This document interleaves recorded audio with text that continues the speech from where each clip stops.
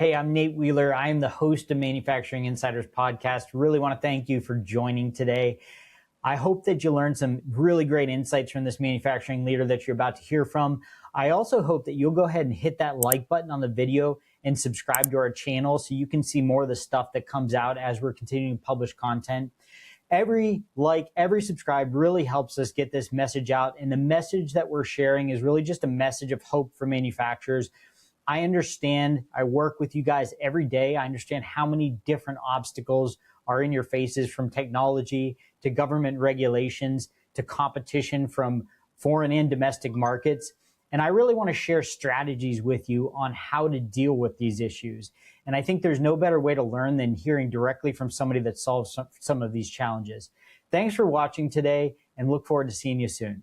Yeah. How did Eric respond when you wanted to break off and do your own thing for a few years? Well, we sat down at lunch because, to me it was a big deal, and I felt like I was kind of failing him. But no, he immediately looked at me and said, "Awesome. What can I do to support you?" Again, in my mind, I'm like, this is my guy, I love him. So he did. He supported me. He helped me grow it. He let me fail a lot, allowed me to make a lot of mistakes so that way I could learn just what it's like, and any business owner out there listening is like, yeah, I get it. If I could go back, I'd undo all these mistakes. But it allowed me to be, at it like sending you off to college in a way, he absolutely. Yeah, we joke about it. We always say it was my I got paid to go back to school. Right. And ultimately though, the most important thing I got out of that was probably two things is I became a little more humbled, and I got a ton of relationships out of it. And a lot of those relationships I still have today. When I came back to work for Eric and he bought up a bunch of my assets, I brought my customer list with. Yep. And so we were able to take all those relationships, plug them into his business, which has been good. And it's allowed us to take some of that money and invest it into Pro Plastic Welding as we grow.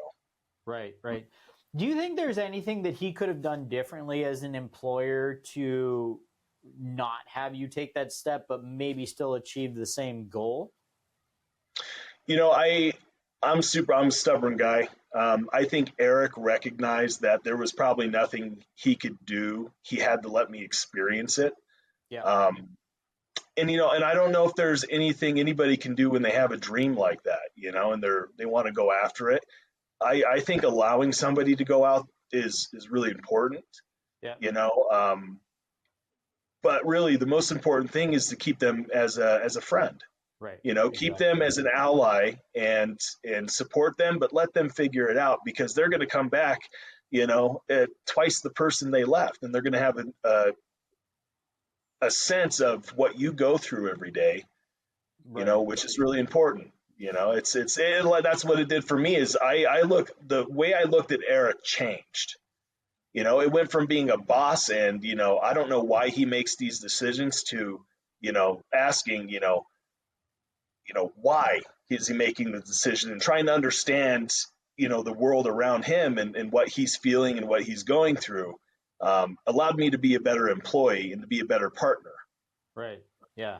Yeah. It's the same transition a man goes through, with his dad, where he's like, when he's a teenager, he's like, my dad's an idiot. Why is he doing this? And then when you get older, you start doing the same things and you're like, oh, I understand why he did that.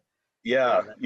We don't know what we don't know. And, none of us are perfect, man. But, at the very least, we can take a step back and try to understand the actions our bosses are going through and the pressure that they feel.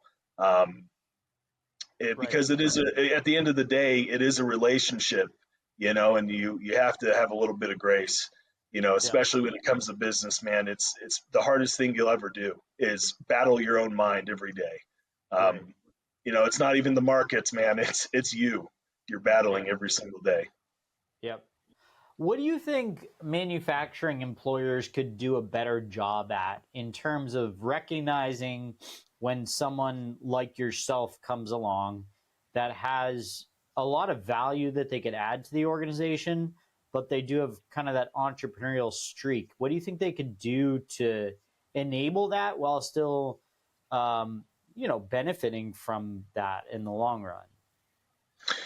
Yeah, man, if you're a manufacturer and if your guys if they want to if they want more responsibility, give it to them. If they have an idea, explore it. Who better to come up with the ideas for manufacturing than the people that are doing it every day? Right.